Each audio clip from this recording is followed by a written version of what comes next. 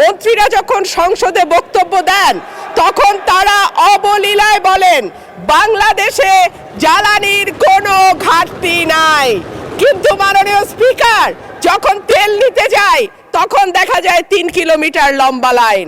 ব্রাহ্মণবাড়িয়া 2 আসন থেকে নির্বাচিত মাননীয় সদস্য রুমিন ফারহানা। ধন্যবাদ। মাননীয় স্পিকার, আপনাকে অসংখ্য ধন্যবাদ। মাননীয় স্পিকার, কাদম্বরী মরিয়া প্রমাণ করিল যে কাদম্বরী মরে নাই।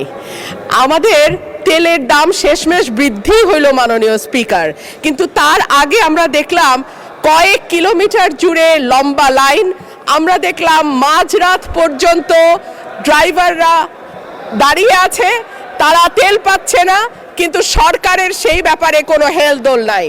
আশ্চর্য হয়ে লক্ষ্য করলাম মাননীয় স্পিকার, মন্ত্রীরা যখন সংসদে বক্তব্য দেন তখন তারা অবলীলায় বলেন বাংলাদেশে জ্বালানির কোনো ঘাটতি নাই, কিন্তু মাননীয় স্পিকার যখন তেল নিতে যায় তখন দেখা যায় 3 কিলোমিটার লম্বা লাইন। মাননীয় স্পিকার, সরকার সম্ভবত কিছু পদক্ষেপ গ্রহণ করবার ঘোষণা দিয়েছে। তার একটা হচ্ছে মার্কেট প্লেস 7টা বাজে বন্ধ করে দেয়া। চমৎকার সিদ্ধান্ত মাননীয় স্পিকার, তবে মনে রাখতে হবে কেনাকাটা বা শপিং যেটুকু হয় সেটুকু সন্ধ্যার পরেই হয়, তার আগে হয় না। 2 হইল অফিস আদালতের সময় বলে পরিবর্তন করবে।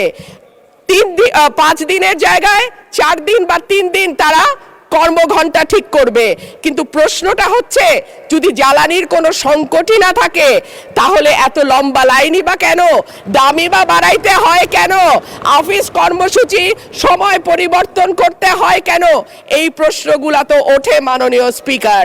মাননীয় স্পিকার, আপনার মাধ্যমে এই সংসদের কাছে আমি জানতে চাই, জ্বালানি মন্ত্রীরা যখন গণমাধ্যমে কথা বলেন তখন মনে হয় বাংলাদেশে আল্লাহর রহমতে কোনো সংকট নাই। ওনারা যদি পরিষ্কার করে বলেন বাংলাদেশে বর্তমানে কত দিনের অকটেন ডিজেলের মজুদ আছে, কতদিন চলতে পারবে, পাম্পগুলো কেন পর্যাপ্ত পরিমাণ তেল পায় না, তেলের মজুদদারি। ধন্যবাদ মাননীয় সদস্য।